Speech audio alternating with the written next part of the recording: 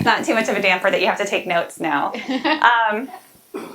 Okay, so women in evangelical leadership. I titled it A History of Sorts because I could give a history of women in evangelical leadership by just giving you a list of a lot of dates, maybe a timeline of women's ordination in various evangelical denominations, or I could maybe just tell story after story of inspiring, intrepid women leaders. And that would be one way to cover the history of women in evangelical leadership. But I'm going to do something different here today. I'm going to give you a broader history, a deeper history, because I think it's important to recognize that women's religious leadership doesn't happen in a vacuum. We need to understand historical context, change over time, and really the complexities of this story. So if you invite a historian to come speak to you, you're going to hear the 3 C's: context, change over time, and complexity. So fair warning. But before I tell you more about this history, I wanted to start with a question for you all. I want you to think about where your ideas about women's leadership in the church came from. And Chris already shared a little bit of his personal story. I want you to think back to your own formation, and there may well be change over time in your stories, or maybe there's continuity there. But just think about where your views on women in church leadership came from, and if they've changed over time at all. And what I want to do is just take a couple of minutes and share that with the people around us so we can get a little bit of a sense for other people's stories, because I think we're all going to be coming to this topic from a slightly different place. Okay, so just take 3 or 4 minutes, maybe 5 minutes, and just chat amongst yourselves, and I'll go around and eavesdrop a bit. Just for now, I promise we'll have a chance to get back to reflecting on our stories, and I realize not everybody had a chance to share, but I wonder if we could share just a few very short versions, abridged versions of your story with the whole room, so that we can get a sense for the variety of stories that have brought us here. So think about if you can do this in 1 or 2 sentences, not super complex sentences, a highlight, a turning point. Yes.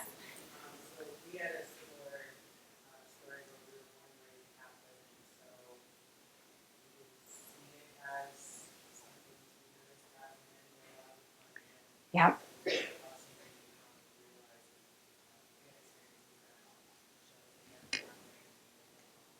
Okay. Good. Yeah, I was a part of a RCA church, a liberal RCA church out in New York State long ago. And what was interesting there is a lot of the people were kind of recent converts or had grown up in that church. And when I mentioned the fact that women being excluded from religious leadership, they looked at me like, what are you talking about? That's a Catholic thing, right? Had no sense that that's also a very much a Protestant thing. Yeah. Yes. So I was raised in a church with all men in leadership, but thought it was just because the church was small and that you wanted to kind of do it. Didn't realize the importance of diversity ministry until I got hired on at my current church, and all the people in leadership there were all women. And they were like, we have boys in our church with little kids who think that men can't be in the ministry. And they was literally the exact same boat that no one's else in, but the opposite. Yes. We want to counter that by hiring a male on the staff. Awesome. Yes. A significant point for me in college, I had someone tell me, well, if you're going to let women teach your children, why wouldn't you let women teach your adults? Interesting. Very interesting. Good. Others? Any others? Yes.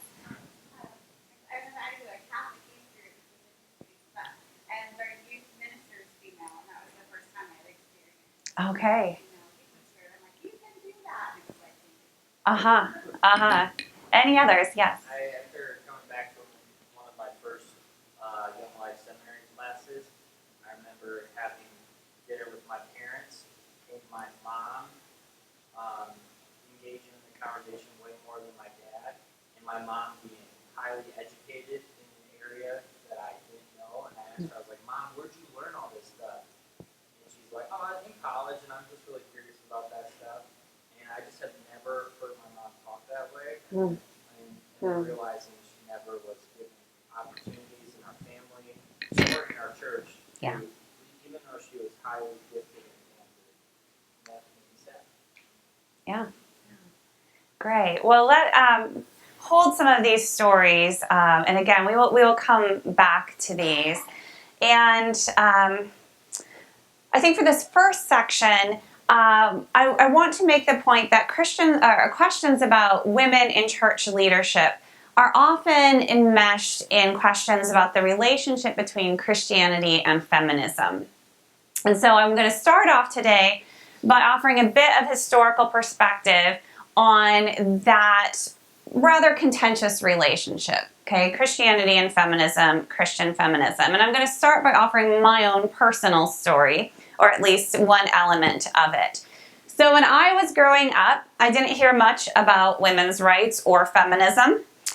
Although I was born in the 1970s, which was kind of a high point for modern feminism, I lived in a small, very conservative town in rural Iowa, Sioux Center, if any of you know it. Sounds like some of you do. Dort, yep, alma mater. High school is there, so okay. So so you know where I'm coming from. Some of you do, and I really have only one hazy memory around the topic of feminism from my childhood. And I hope it's true and that I'm not kind of inventing this, but I'm going to hold on to it. So I remember coming across a Stop ERA button somewhere. And I must have been pretty young still, but I remember asking my mom what the ERA meant. The ERA, of course, is the Equal Rights Amendment. The simple idea that the equality of rights under the law shall not be denied or abridged by the United States or by any state on account of sex. In 1972, Congress passed the amendment, and it just needed to be ratified by 2/3 of the states.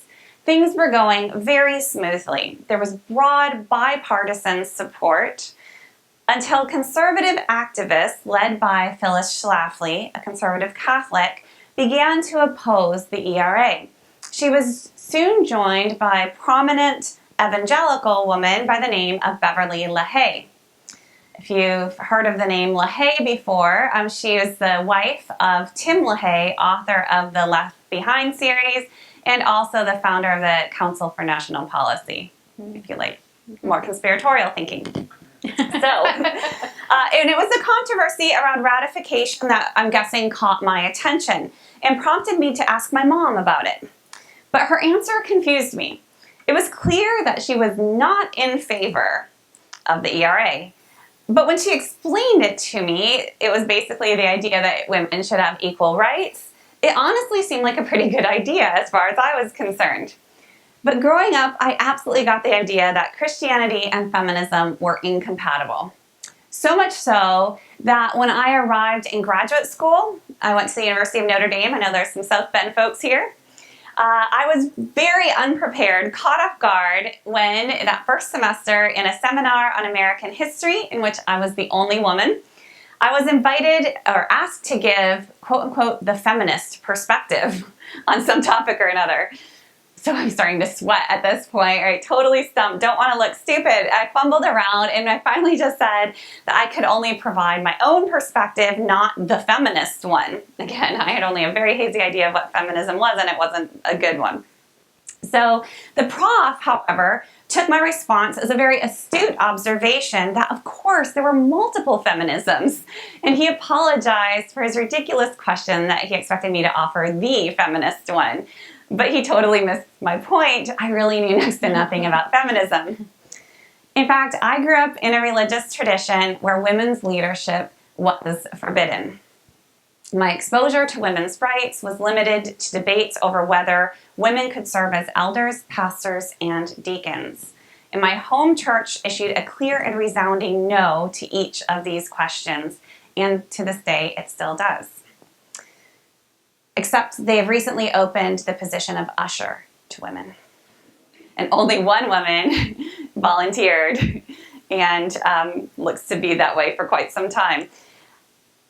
So back then, I confess, I actually found the whole conversation of women's religious leadership rather dull.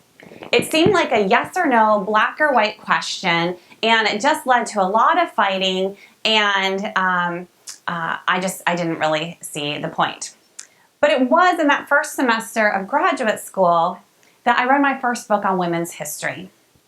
And then I began to realize that women's history was about so much more than women's rights, both in the church and the larger society, so much more than quote unquote women in office. And I have to let you know, when I talked with my women's historian, or my professor of women's history that first semester, and I mentioned the phrase women in office, she looked at me like, what are you talking about? She said, which office? Like a corporate office? And that's when I realized I was just in a totally different world.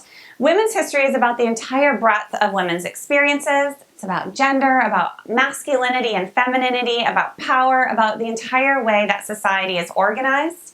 In some ways, it was at the heart of everything. Now, I had gone to graduate school to study religious and intellectual history because I thought that was the history that really mattered. But that first semester, I switched to a study of women and religion. And once I began learning women's history, I also began to gain a much deeper appreciation for women's rights, and eventually my interest was renewed in the question of women's ecclesiastical rights as well. Much to my surprise, I learned in my study of women's history that Christian women were actually critical to the American women's suffrage movement. So maybe you've heard of the Grimke sisters before, 19th century abolitionists and women's rights advocates. In her letters on the equality of the sexes and the condition of women, Sarah Grimke based her claims for women's equality on the book of Genesis. She concluded that God did not cause the condition of women's inequality, and instead she asked her brothers to, and I quote, take their feet from off our necks, allowing us to stand upright. The Grimke sisters became famous, but in the 19th century, there were in fact dozens, if not hundreds of women who followed God's call into religious leadership. Many African American women preachers, too, searched the scriptures and found within God's word evidence for women's empowerment. Women like Maria Stewart, Jarena Lee, and Sojourner Truth. Now, of these three, my guess is you've probably heard of Sojourner Truth before. She was born into slavery, she was an abolitionist and a women's rights activist, and her best-known speech was given in 1850 when she was attending a women's rights meeting in Akron, Ohio. Now, at that time, 1850, women's rights was a subject of much ridicule in churches and in the press. On the second day of the convention, a bunch of ministers came from all over the Ohio Valley, and many of the women in attendance were intimidated by these ministers who were not afraid to pontificate on the issue of women's rights, or lack thereof. Of course, the Lord intended for man to have the superior rights and privileges, one of these ministers expounded. Of course, God gave man a superior intellect. After all, it was woman who sinned in the Garden of Eden. Isn't that proof of her inferiority? Oh, and Jesus Christ, a man. Most of the women there were intimidated into silence, but not Sojourner Truth. She slowly rose to her feet and approached the altar. And when she was given permission to speak, she said in her deep and resonant voice, "Where there is so much racket, there must be something out of kilter. I think between the Negroes of the South and the women of the North, all talking about rights, the white men will be in a fix pretty soon. That man over there," she says, points out one, "he says women need to be helped into carriages and lifted over ditches. Nobody helps me into carriages, over puddles, or gets me any best place, and aren't I a woman? Look at me," she says, and she shows off her muscular arms. "I've plowed, I've planted, and I've gathered into barns, and no man could beat me. And aren't I a woman? I could work as much and eat as much as any man when I could get it, and I could bear the lash as well. And aren't I a woman? I've borne children and seen them sold into slavery, and when I